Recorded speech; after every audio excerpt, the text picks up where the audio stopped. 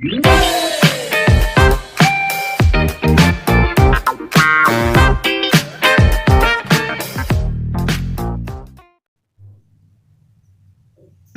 morning students, welcome once again to our YouTube channel IMOSKY and Sina Tutorials. Students, आज जो हम लोग study करने वाले हैं वो 9th नहीं 10th नहीं बल्कि क्लास 11th के चैप्टर्स को स्टडी करने वाले हैं स्टूडेंट। आज का ये वीडियो मेरा क्लास 11th के बच्चों के लिए है जिन्होंने क्लास 10th की एग्जाम दे दी है और क्लास 10th की एग्जाम दे करके अब क्लास 11th के लिए मूव कर चुके हैं। लेकिन बच्चों, आप लोग को भी घर पे बैठे बैठे लॉकडाउन में बोर फील हो रहा होगा, तो कोई बात नहीं, आपके लिए हम वीडियो लेकर के आ रहे हैं क्लास 11th का फिजिक्स हम लोग आज स्टार्ट कर रहे हैं। सो चलिए स्टार्ट करते हैं। Okay so students, first of all तो क्लास 11th के लिए जो फिजिक्स आपको स्टडी करना है इसके बारे में मैं आपको बता दूं कि इसमें आपको क्या देखने को मिलेगा। तो अगर आप क्लास 11th में एनसीईआरटी के अकॉर्डिंग मूव करते हैं तो एनसीईआरटी में आपको फिजिक्स का 2 बुक देखने को मिलेगा, physics part 1 and physics part 2 students. Okay, तो फर्स्ट टर्म के लिए जो होता है हमारा सीबीएसई के अकॉर्डिंग अगर first term and second term करके देखें तो फर्स्ट टर्म जो होगा स्टूडेंट्स उसमें आपको फिजिक्स के पार्ट 1 के चैप्टर आएंगे और जो सेकंड टर्म होगा यानी कि 11th का फाइनल टर्म होगा स्टूडेंट्स उसमें पार्ट 1 एंड पार्ट 2 दोनों को मिला करके चैप्टर्स दिए जाएंगे। दैट मीन्स आपको करना क्या होता है कि up to the mid of the सितंबर और अगस्त या सितंबर के मिड तक में आपको पार्ट 1 खत्म कर लेना होता है ताकि सितंबर के बाद से जो है आप पार्ट 2 का स्टडी कर सको और सितंबर के बाद से आप जनवरी या फरवरी या मार्च तक में आप पार्ट 2 खत्म कर लो और फिर आप मार्च के बाद इसका एग्जाम दो। ओके स्टूडेंट्स, तो फर्स्ट ऑफ ऑल तो पार्ट 1 के बारे में मैं बता दूं आपको कि पार्ट 1 वाले में आपको कुछ चैप्टर्स जो देखने को मिलेंगे वो इस तरह से मिलेंगे। फर्स्ट चैप्टर तो आपको मिलेगा इंट्रोडक्शन टू फिजिक्स मिलेगा, जिसमें आपको फिजिक्स के बारे में इंट्रोडक्शंस दिया हुआ है कि फिजिक्स होता क्या है, फिजिक्स में हम लोग किन साइंटिस्ट के बारे में पढ़े हैं, कौन कौन से साइंटिस्ट हैं जो काफी ज्यादा हेल्प किए हैं हम लोग को इस बारे में। नेक्स्ट जो चैप्टर आपको मिलेगा वो यूनिट्स एंड मेजरमेंट्स मिलेगा, जिसमें हम लोग यूनिट और मेजरमेंट के बारे में स्टडी करते हैं और साथ ही साथ स्टूडेंट इसमें हम लोग डायमेंशंस का भी स्टडी करते हैं और डायमेंशन का यूजेस भी देखते हैं। ये चैप्टर्स आपको क्लास 9th जैसा थोड़ा कुछ मिलता हुआ लग रहा होगा, तो आप क्लास 9th में अगर इस तरह का चैप्टर नहीं स्टडी किए हैं तो आप एक बार हमारा वीडियो वहां देख लोगे। क्लास 9th का भी मैंने वीडियो डाल रखा है यूनिट एंड मेजरमेंट चैप्टर पे,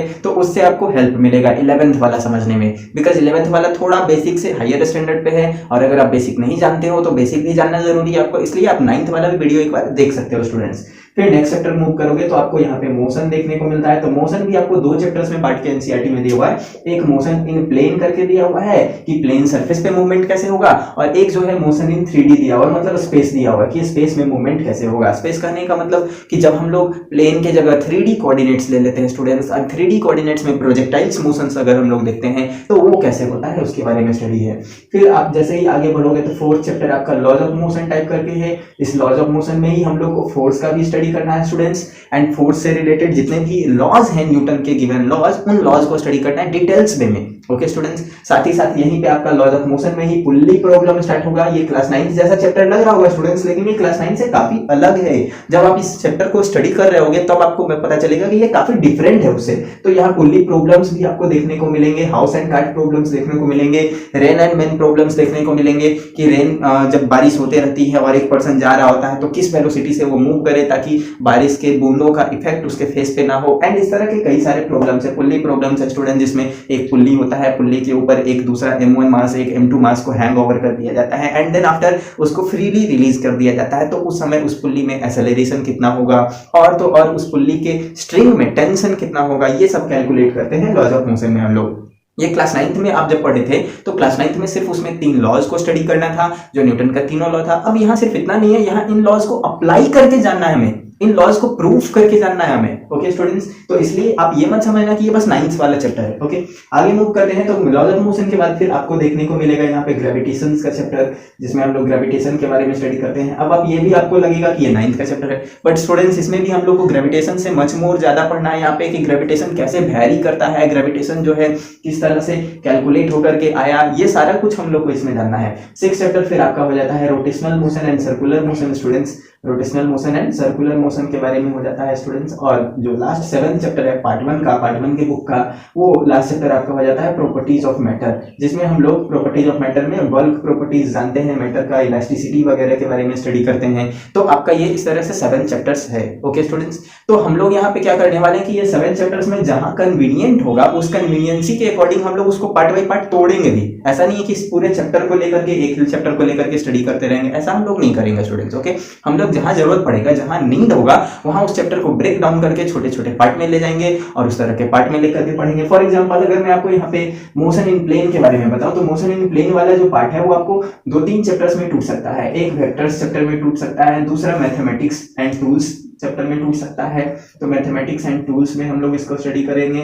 और एक फिर और टूट सकता है जिसमें ये मोशन इन प्लेन सिर्फ रहेगा, जिसमें हम लोग मोशन को एक प्लेन में लेकर के स्टडी करेंगे। और फोर्थ ये जो मोशन इन स्पेस रहेगा तो उसको मोशन इन स्पेस या 3D स्पेस आप लिख सकते हो, इसमें लेकर के स्टडी करेंगे स्टूडेंट्स। तो आप इस एक चैप्टर को यहाँ 4 चैप्टर में बांट करके भी स्टडी कर सकते हो ताकि आपका स्टडी जो है वो कन्वीनियंट हो जाए, आसान हो जाए और आप डिटेल्स से डिटेल्स तक भी जान सको, ताकि इन फ्यूचर अगर आपको किसी तरह का कॉम्पिटिशन्स का भी एग्जाम देना है such as IIT, medical and so on, तो आप उसको भी क्रैक कर सको इजिली। ओके स्टूडेंट्स, तो अब हम लोग क्या करते हैं कि आज हमारा जो फर्स्ट चैप्टर है introduction to physics and unit measurement, इन दोनों को कॉम्बो में लेकर के स्टार्ट करते हैं। बिकॉज ये दोनों जो चैप्टर्स है ये तो कोई बड़ा भास्ट चैप्टर नहीं है, ये दोनों इजी चैप्टर है, कॉम्पैक्ट चैप्टर है, इसलिए मैं इन दोनों को साथ में लेकर के स्टार्ट करता हूँ। ओके, तो आप ये मत समझना कि ये मैं NCERT के अकॉर्डिंग स्टार्ट कर रहा हूँ। आई होप सो क्लियर है स्टूडेंट्स। ओके स्टूडेंट्स, तो जैसा कि हम लोग फर्स्ट 2 चैप्टर्स को एक साथ कंबाइन करके स्टार्ट करने वाले हैं। ओके स्टूडेंट्स, तो हम लोग यहाँ पे फर्स्ट चैप्टर का नाम लेते हैं इंट्रोडक्शन टू फिजिक्स एंड उसके साथ साथ मेजरमेंट। ओके स्टूडेंट्स, तो हम लोग का जो चैप्टर हुआ वो यहाँ पे introduction to physics and measurement नाम का हम लोग चैप्टर ले लिए।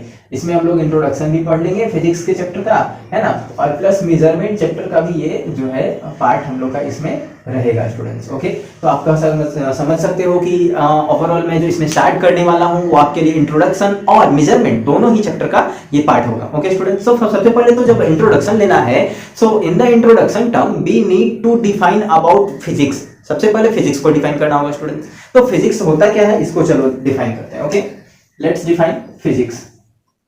So student, if you are going to define about the physics, you can say that जो फिजिक्स है वो नेचर में होने वाला कोई भी फेनोमेना है। ओके स्टूडेंट, नेचर में जितने भी फेनोमेना हो रहे हैं हम लोग के, उन सारे फेनोमेना का जो पार्ट होता है उसी हमको ही हम लोग कुछ रूल्स के अकॉर्डिंग होता है, उसको ही हम लोग क्या कहेंगे, फिजिक्स कहेंगे स्टूडेंट्स। ओके, तो हम लोग यहाँ पे लिख रहे हैं फिजिक्स का डेफिनेशन कि the nature and natural phenomena that take place in the universe, in our universe, must follow some law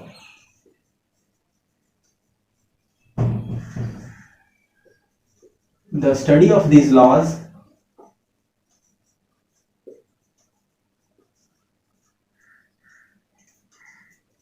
or rules is called physics. Okay guys, तो आप इस तरह से फिजिक्स को डिफाइन करके समझ सकते हो।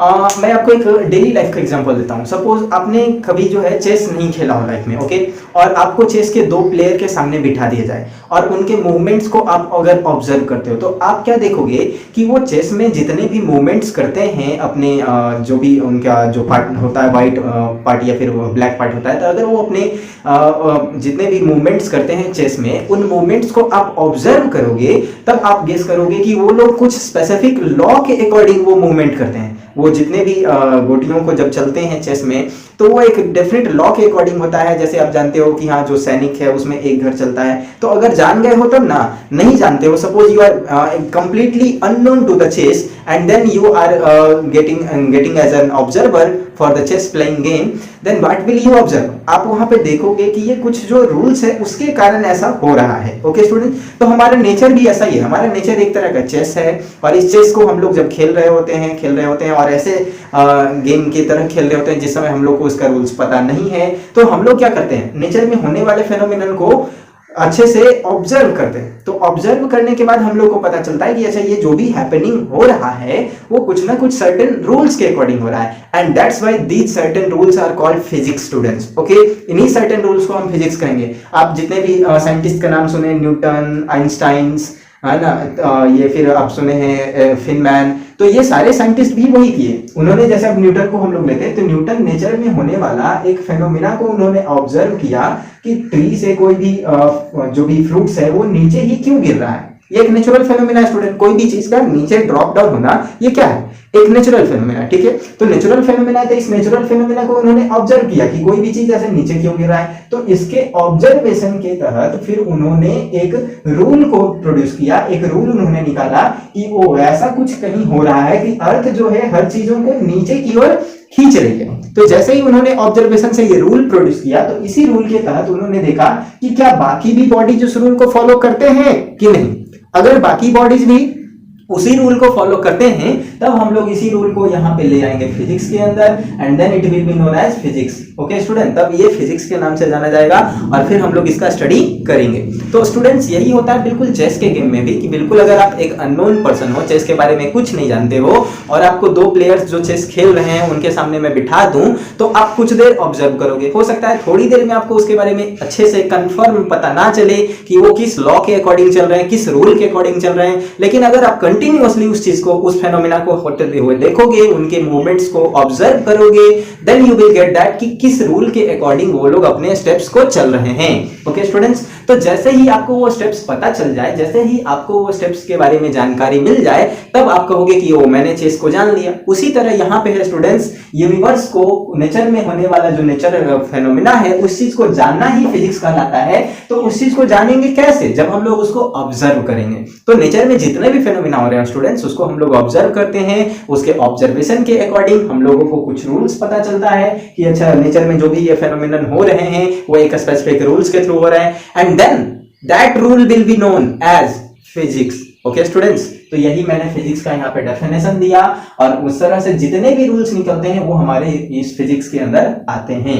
क्लियर स्टूडेंट्स, तो इस तरह से हम लोग नेचर एंड नेचुरल फेनोमेना के तौर पे इसको डिफाइन करते हैं। ओके स्टूडेंट्स, अब फिजिक्स के बारे में मैं आपको ये भी बता दूं कि जो फिजिक्स वर्ड है वो आपके लैटिन वर्ड से लिया गया, फिजिक्स, FISIS, फिजिक्स वर्ड से लिया गया, और फिजिक्स का मीनिंग ही होता है नेचर। ओके स्टूडेंट्स, तो यहाँ पे ओवरऑल कह सकते हो कि ये नेचर का ही एक पार्ट है। ओके, इसलिए हम लोग फिजिक्स को नेचर के वे में डिफाइन करते हैं। अब ये नेचर के वे में समझते हुए आप ये कभी मत समझ लेना कि नेचर का मतलब पेड़ पौधा etc इन सबको फिजिक्स कहेंगे, नहीं। पेड़ पौधा ये सब जो है वो तो बायोलॉजी के पार्ट में आते हैं। ओके, लेकिन पेड़ पौधा या जो भी यूनिवर्स में हो रहा है नेचुरल फेनोमेना, वो जिस लॉ के तहत आ रहे हैं, उन रूल्स का स्टडी, उन रूल्स का नॉलेज करना ही फिजिक्स कहलाता है।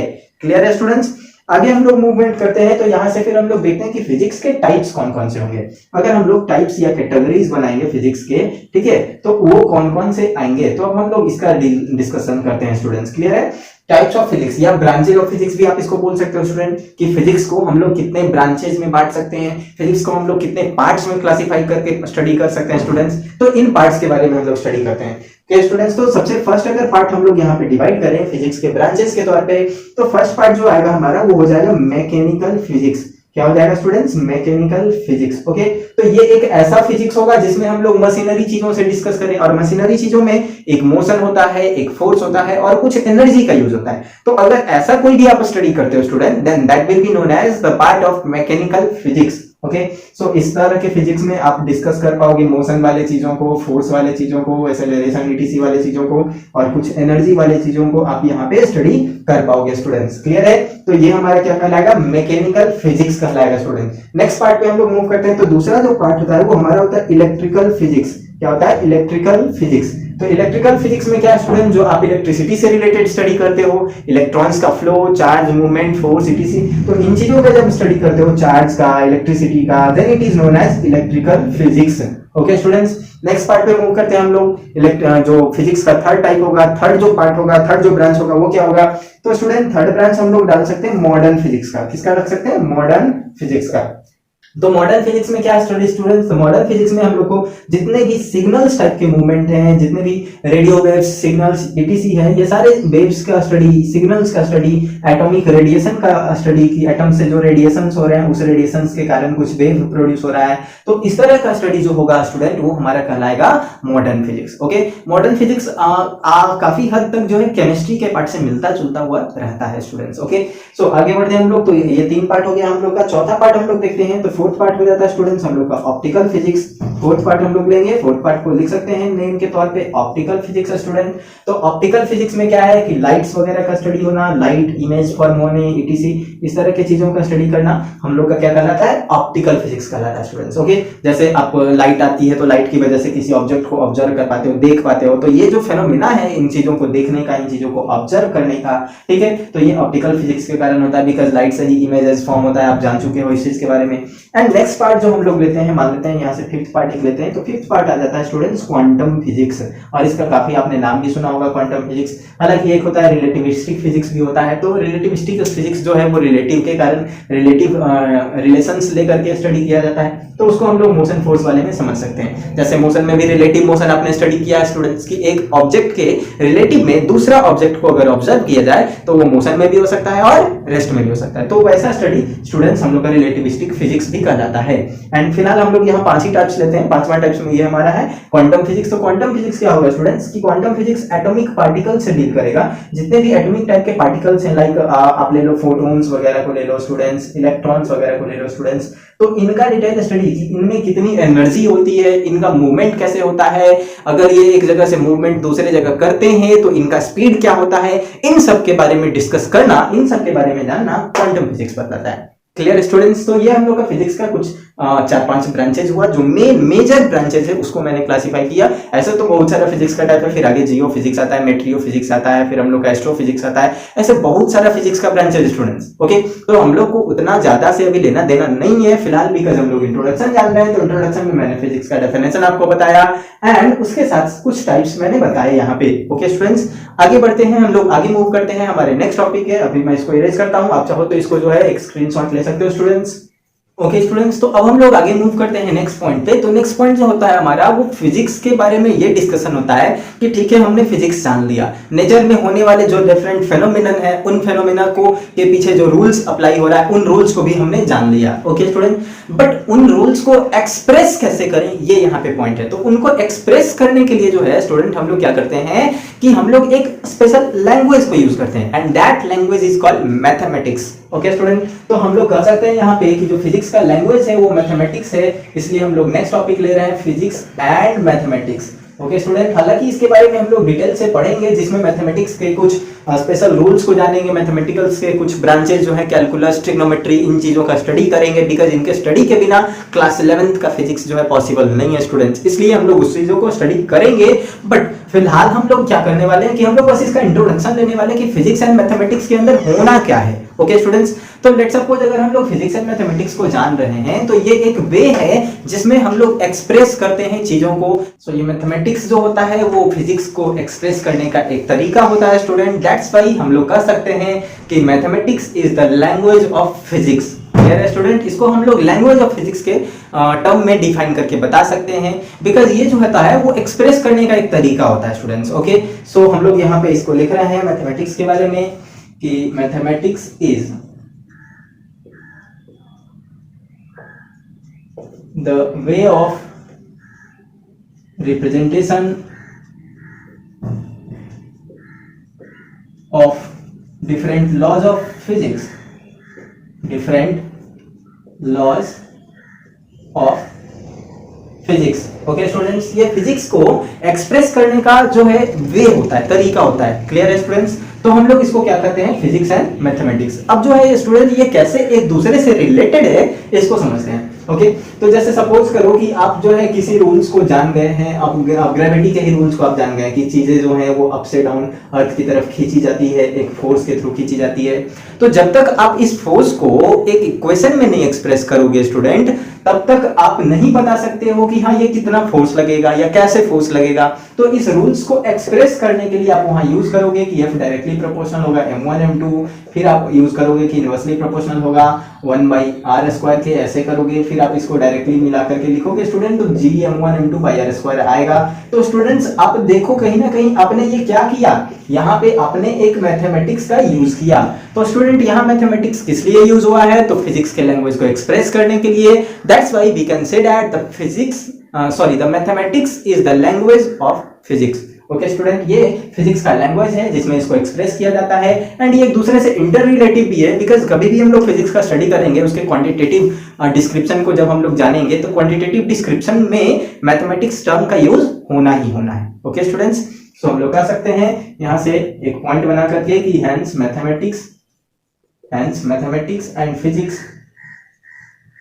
फिजिक्स आर रिलेटेड टू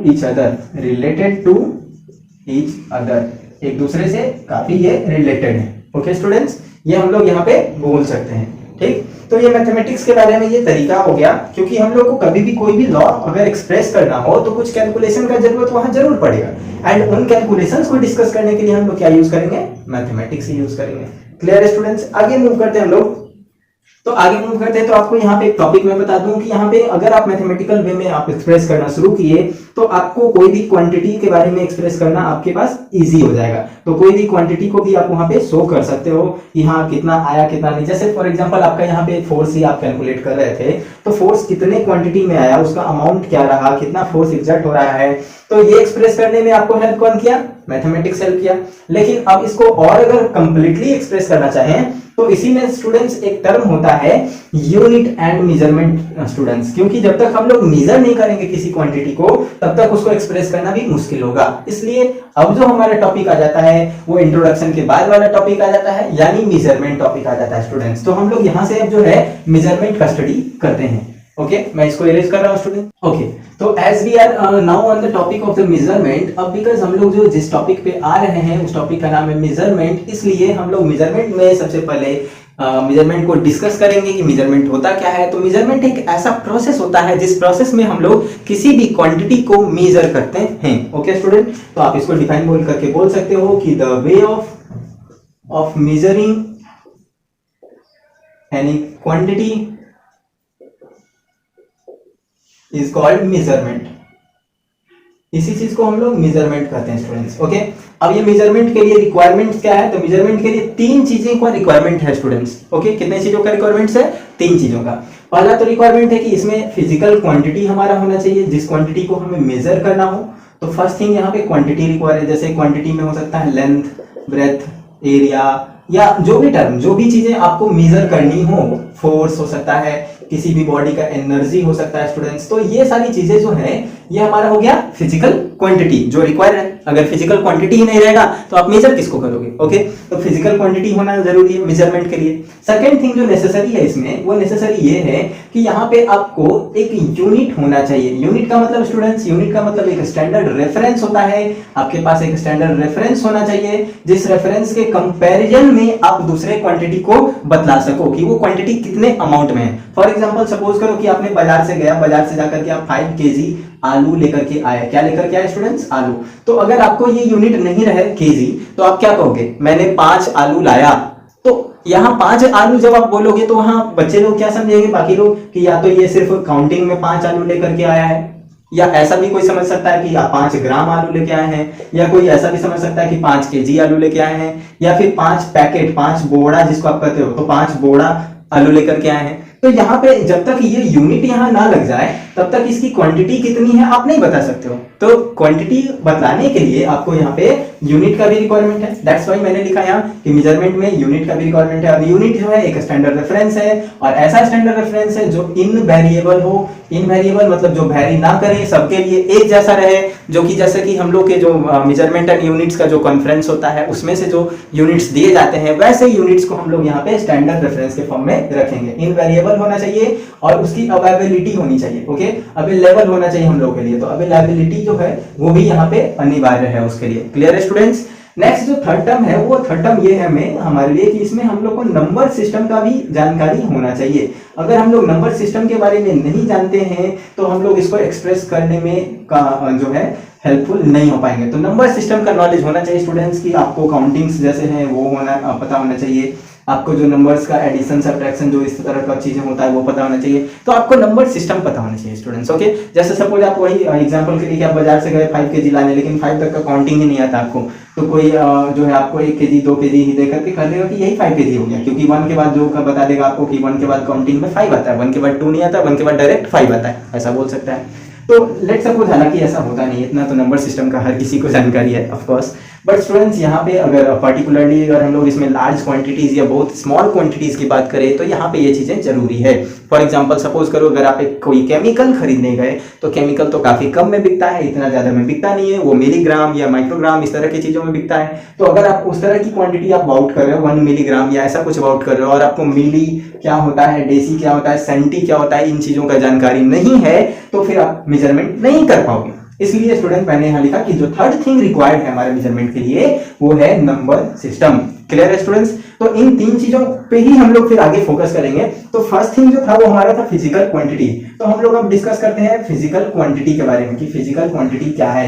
तो फिजिकल क्वांटिटी स्टूडेंट्स मैंने वहां पे डेफिनेशन के फॉर्म में आपको एक्सप्रेस करके लिख रखा है कि क्या होता है कि फिजिकल क्वांटिटी लेंथ, ब्रेथ, ये सब इन सारी चीजों को हम लोग कहते हैं। आप इसको डिफाइन कैसे कर सकते हो? तो डिफाइन करने में स्टूडेंट्स कर सकते हो anything that can be measure by taking standard references, by taking standard reference is called physical quantity। Okay students, मतलब ऐसे जो भी चीजें हैं जिन चीजों को आप मेजर कर सकते हो उसको क्या कहेंगे? Physical quantity. ठीक है, और जिनको मेजर नहीं कर सकते हो उनको non physical quantity. For example अब जैसे मैं कितना गुस्से में हूं अभी, ये आप मेजर नहीं कर सकते हो। मैं कितना खुश हूं, मैं कितना उदास हूं, इन चीजों को आप मेजर नहीं कर सकते हो। तो वो सारा टर्म्स जो है स्टूडेंट्स नॉन फिजिकल क्वांटिटी कहलाएगा। एंड जिन चीजों को आप मेजर कर सकते हो वो फिजिकल क्वांटिटी कहलाएगा। फॉर एग्जांपल आप मेरी हाइट मेजर कर सकते हो, तो मेरी हाइट मेजर कर सकते हो तो हाइट फिजिकल क्वांटिटी हो जाएगा। मेरा वेट मेजर कर सकते हो, how much heavy I am, तो हम वेट मेजर कर सकते हो तो वो भी फिजिकल क्वांटिटी हो जाएगा स्टूडेंट्स। अब फिजिकल क्वांटिटी का अगर क्लासिफिकेशन करें तो क्लासिफिकेशन में ये 2 पार्ट्स में बढ़ता है। फिर यहाँ पे मेनली तो 2 पार्ट्स इसका कौन कौन सा आता है? तो एक जो आता है स्टूडेंट्स वो हो जाता है fundamental quantity. Okay students, and second जो होता है वो हमारा हो जाता है डेराइव्ड क्वांटिटी। बट इसके अपार्ट एक और पार्ट भी है जिसको ज्यादा तो स्टडी नहीं किया जाता, इसलिए मैंने स्टार्टिंग में 2 ही पार्ट बोला। तो तीसरा जो होता है स्टूडेंट्स वो हो जाता है सप्लीमेंट्री क्वांटिटी। ओके स्टूडेंट्स, तो ये 3 पार्ट है यहाँ। अब जो फंडामेंटल क्वांटिटी है वो कैसे क्वांटिटीज है?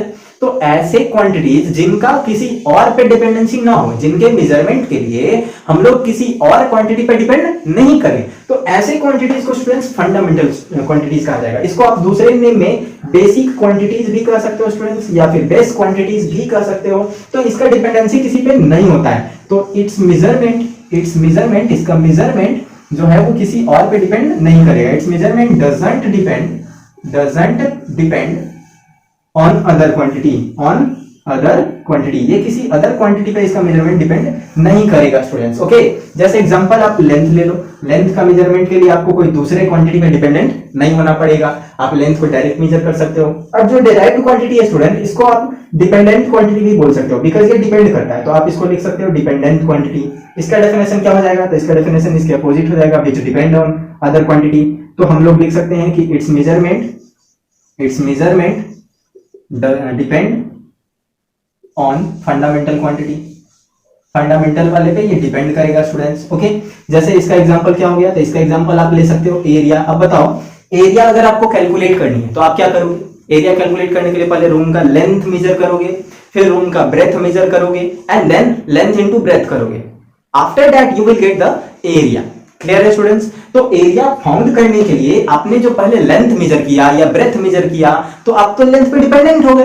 That's why this is called derived quantity, otherwise dependent quantity. या तो इसको डिराइव्ड क्वांटिटी बोलो या डिपेंडेंट क्वांटिटी बोलो। अब स्टूडेंट्स थर्ड जो है सप्लीमेंट्री क्वांटिटी। तो सप्लीमेंट्री क्वांटिटी क्या होती है? एक ऐसी क्वांटिटी होती है जिस क्वांटिटी को ना तो हम डिपेंडेंट मान सकते हैं ना डिराइव्ड मान सकते हैं। ऐसी क्वांटिटी को हम लोग सप्लीमेंट्री क्वांटिटी कहते हैं। तो आप इसको बोल सकते हो it is neither fundamental nor derived. ना तो ये फंडामेंटल है ना डिराइव्ड है स्टूडेंट्स। तो इसमें 2 ही क्वांटिटी ऐसी आती है इसके एग्जांपल्स में, और वो 2 क्वांटिटी कौन कौन सी है? तो वो 2 क्वांटिटी है, एक एंगल और एक है students solid angle.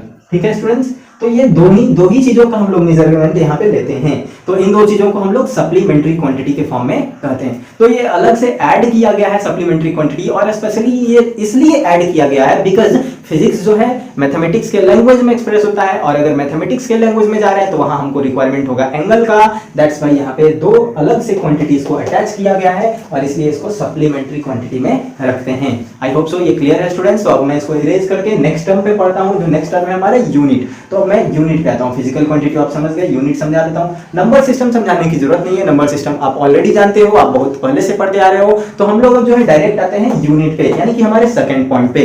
Okay students, so I am erasing it.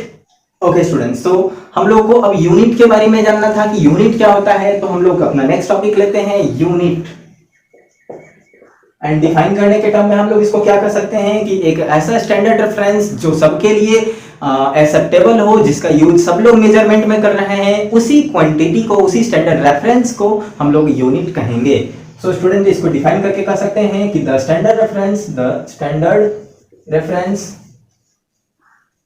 that used to measure the physical quantities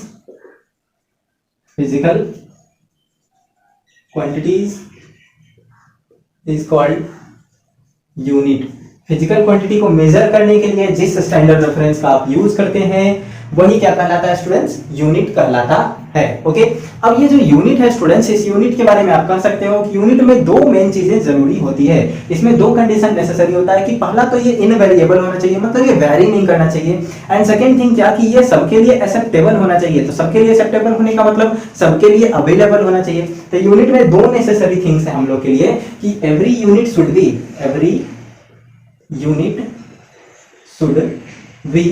क्या होना चाहिए, फर्स्ट कि इनवेरिएबल होना चाहिए, ये वेरी ना करे ऐसा होना चाहिए। एंड सेकेंड इसमें क्या होना चाहिए कि ये अवेलेबल होना चाहिए, अवेलेबिलिटी यहाँ पे इसका होना चाहिए। स्टूडेंट सबके लिए अवेलेबल होगा तभी इस यूनिट को स्टैंडर्ड रेफरेंस माना जाएगा, अदरवाइज स्टैंडर्ड रेफरेंस नहीं कहेंगे। ओके, जैसे पहले के टाइम में क्या होता था कि हैंडस्पैन या क्यूबिट ये सब मेजरमेंट के लिए लिया जाता था। तो हैंडस्पैन या क्यूबिट सबके सेम नहीं होते थे, दैट मीन्स वो वेरिएबल होते थे। किसी का हैंडस्पैन बड़ा है तो किसी का हैंडस्पैन छोटा है, किसी का क्यूबिट बड़ा है, किसी का क्यूबिट छोटा है। तो दैट्स वाई हम लोग उसको इनवेरिएबल नहीं कर सकते थे, वो तो वेरी करता रहेगा। तो इसलिए उसको स्टैंडर्ड रेफरेंस में नहीं माना जाएगा। स्टैंडर्ड रेफरेंस में ऐसे ही चीजों को रखेंगे जो इनवेरिएबल हो, जिनका वैल्यू चेंज ना करे और जो इजिली अवेलेबल हो पाए। क्लियर है स्टूडेंट्स? आगे मूव करते हैं हम लोग। तो यूनिट के बारे में और कुछ चीजों को जानते हैं कि जब कोई फिजिकल क्वांटिटी हम लोग को स्टडी करते हैं तो फिजिकल क्वांटिटी क्वांटिटेटिव वे में आता है, तो उसके क्वांटिटी को एक्सप्रेस करने के लिए भी हम लोग को क्या चाहिए, यूनिट चाहिए। तो कोई भी यूनिट जो है वो हमें फिजिकल क्वांटिटी को लिखने में हेल्प करता है। तो किसी भी फिजिकल क्वांटिटी को आप इस टर्म में लिख सकते हो स्टूडेंट कि कोई भी क्वांटिटी इज इक्वल टू कि एक कोई नंबर सिस्टम होगा तो नंबर के फॉर्म में रहेगा एंड मल्टीप्लाई बाई यूनिट के फॉर्म में रहेगा। तो नंबर और यूनिट के टर्म में कोई भी क्वांटिटी को रिप्रेजेंट किया जाएगा। जैसे एग्जांपल स्टूडेंट्स आपको मैंने पहले ही बता रखा था कि जैसे आप आलू लाने गए तो 5 केजी लाए, तो 5 यहाँ नंबर हो गया और केजी यहाँ क्या हो गया, यूनिट हो गया। स्टूडेंट्स ऐसे कोई भी क्वांटिटी को अगर आप एक्सप्रेस करते हो तो कोई भी क्वांटिटी दो टर्म में करके एक्सप्रेस होगा, एक नंबर और एक उसका यूनिट। जो भी यूनिट रेस्पेक्टिव है उसके लिए उस यूनिट में एक्सप्रेस होगा। ओके स्टूडेंट्स, तो ये हो गया इसके बारे में। आगे बढ़ते हैं कि ये यूनिट के बारे में किन्होंने कैसे यहाँ पे डिस्क्रिप्शन किया। तो यूनिट के बारे में कहा जाता है स्टूडेंट्स की यूनिट के लिए CGPM जो करके हम लोग का एक संस्था है वो मेजरमेंट के बारे में बताती है, यूनिट के बारे में बताती है। वही हमें यूनिट के बारे में डिस्कस करती है कि हाँ यूनिट हम लोग को कौन कौन से क्वांटिटी के लिए क्या रखना चाहिए। ओके स्टूडेंट, और उन्हीं के थ्रू ऐसा यूनिट्स भी दिया जाता है। ठीक है, तो ऐसा यूनिट्स भी उनको दिया जाता है, तो उसको कहा जाता है general conference of weight and measurement. Okay, तो general conference of weight and measurement का नाम का जो संस्था है वही हम लोगों को इसके बारे में डिस्कस करती है, general conference of weight and measurement. Okay student, यही हमें एसआई यूनिट्स के बारे में बतलाते हैं और एसआई यूनिट्स को देने वाले जो कॉन्फ्रेंस होते हैं वो यही होते हैं। तो एसआई यूनिट्स के बारे में हम लोग को इन्हीं से जानकारी मिलती है कि किस क्वांटिटी को किस यूनिट में हमें मेजर करना चाहिए ताकि वो सबके लिए एक्सेप्टेबल हो और सबके लिए वैल्यूएबल भी हो। ओके स्टूडेंट्स, तो ये हमारे यूनिट के बारे में डिस्कशन हुआ। अब यूनिट के अंदर ही एक पार्ट होता है एसआई यूनिट। तो एसआई यूनिट के बारे में हम आपको बता दें कि एसआई यूनिट किसको कहेंगे। तो एसआई यूनिट का फुल फॉर्म होता है students international system of unit, international system of unit, मतलब यूनिट का एक ऐसा सिस्टम जो इंटरनेशनली फॉलो हो। इसके पहले बता दें स्टूडेंट्स कि एसआई यूनिट के पहले हम लोग का कुछ और यूनिट्स यूज किया जाता था, जैसे एफपीएस यूनिट क्लास 8 9 में आप इसे पढ़ चुके होंगे। सीजीएस यूनिट एक्सप्रेस किया जाता था पहले, और फिर इन सब के अलावा एक एमकेएस यूनिट था, इन सब टर्म्स में एक्सप्रेस किया जाता था। तो अगर आप इन चीजों के बारे में जानना चाहते हैं तो हमारा क्लास 9 का भी वीडियो एक अपलोडेड है मेजरमेंट पे, आप वो देख सकते हो, वहां से आपको इजीली जानकारी मिल जाएगा। ऐसे आप इसके बारे में जानते भी होंगे, बट फिर भी अगर आप नहीं जानते हैं तो क्लास 9 वाला वीडियो मेरा जो अपलोडेड है मेजरमेंट चैप्टर पे, वो देख सकते हो स्टूडेंट, उसमें आपको इसके बारे में जानकारी मिल जाएगी। तो आगे बढ़ते हैं हम लोग एसआई यूनिट के बारे में डिस्कस करते हैं। तो एसआई यूनिट स्टूडेंट्स जो फिजिकल क्वांटिटी है, जो 7 बेसिक फिजिकल क्वांटिटी है, उनके यूनिट्स को फिक्स कर दिया गया है, और उनके यूनिट्स को फिक्स करके बता दिया गया कि उनको मेजरमेंट के लिए हम लोग जब लेंगे तो इन्हीं क्वांटिटीज का यूज करेंगे। वो क्वांटिटीज कौन कौन से हैं स्टूडेंट, वो मैं यहाँ पे मेंशन कर देता हूँ। तो वो क्वांटिटीज है लेंथ, तो लेंथ को यूज करते हैं हम लोग मीटर में मेजर करने के लिए। नेक्स्ट क्वांटिटी है स्टूडेंट मास, तो मास को हम लोग किलोग्राम में मेजर करने के लिए यूज करते हैं। नेक्स्ट हो जाता है स्टूडेंट्स हम लोग का टाइम, तो टाइम को सेकंड में मेजर करने के लिए यूज करते हैं। नेक्स्ट हो जाता है टेम्परेचर, तो टेम्परेचर को हम लोग केल्विन में मेजर करने के लिए यूज करते हैं। नेक्स्ट हो जाता है इलेक्ट्रिक करंट, इलेक्ट्रिक करंट, तो स्टूडेंट इसको हम लोग एम्पियर में मेजर कर लेते हैं। नेक्स्ट हो जाता है, ये हमारा 2 4 5 हो गया स्टूडेंट्स। नेक्स्ट हो जाता है ल्यूमिनस इंटेंसिटी, ल्यूमिनस इंटेंसिटी, तो इसको कैंडेला में मेजर कर लेते हैं, कैंडेला। एंड नेक्स्ट हो जाता है इसके बाद student last amount of substance, amount of substance, तो ये जो है हमारा मोल में मेजर हो जाता है। तो स्टूडेंट इस तरह से ये जो 7 क्वांटिटीज हैं, 7 हो गए ना, 2 4 6 7, हाँ, तो इन सातों को फिक्स क्वांटिटी कर दिया गया है। और ऐसा यूनिट के जो इंटरनेशनल सिस्टम ऑफ यूनिट्स हैं, उन्होंने ही इसके बारे में एक्सप्रेस किया है कि इसको हम लोग कभी भी दूसरे फॉर्म में मेजर नहीं कर सकते। इनका जो क्वांटिटीज दिया हुआ है, जो वैल्यूज इनका दिया गया, फिक्स किया गया है, उसी टर्म्स में हम लोग इसको मेजर करते हैं। Okay students, I hope so ये क्लियर होगा आपको। तो ऐसा यूनिट्स के बारे में आप यहाँ पे जान चुके हैं। अब जो आगे हम लोग का टर्म आता है, वो हम लोग का एसआई यूनिट्स के बाद का टर्म आता है एसआई प्रीफिक्सेस के बारे में। तो एसआई प्रीफिक्सेस का भी मैंने जो है क्लास 9 का एक वीडियो अपलोड कर रखा है, आप वहां से देख सकते हो, उसका लिंक मैं डिस्क्रिप्शन बॉक्स में दे दूंगा। तो बिकॉज वो काफी पहले का चैप्टर से, काफी पहले का स्टडी है, क्लास 9 का स्टडी है, इसलिए मैं उसको फिर दोबारा इतना रिपीट नहीं कर रहा हूँ स्टूडेंट्स। ओके, तो क्लास 9 का कुछ वीडियोज है जिसमें मैंने एसआई प्रीफिक्सेस के बारे में दे रखा है कि एसआई प्रीफिक्सेस क्या होते हैं, तो उसमें आप देख सकते हो। अगले वीडियो में जो हम लोग मिलेंगे, तो अगले वीडियो में हम लोग डिस्कस करेंगे डायमेंशन के बारे में, डायमेंशंस क्या होते हैं, डायमेंशंस का यूटिलाइजेशन क्या होता है, कैसे हम लोग उसका यूज करेंगे ताकि हम लोग यूनिट एंड मेजरमेंट के स्टडी को आसान बना सकें, इसके बारे में हम लोग डिस्कस करेंगे स्टूडेंट्स हमारे next part of the video में। तब तक आप लोग घर पे ही बैठे रहिए, पढ़ते रहिए, ठीक है, कहीं बाहर ना निकलें, अभी कोरोना का टाइम है ना, घर पे ही बैठे बैठे सीखते पढ़ते रहें, ठीक है। एंड वीडियो अगर अच्छा लगा हो तो लाइक जरूर करें, और चैनल पे अगर आप न्यू हो स्टूडेंट्स तो सब्सक्राइब करके बेल आइकन भी जरूर दबाएं। ओके, तब तक के लिए बाय बाय, फिर मिलते हैं next part of the video में। Thank you.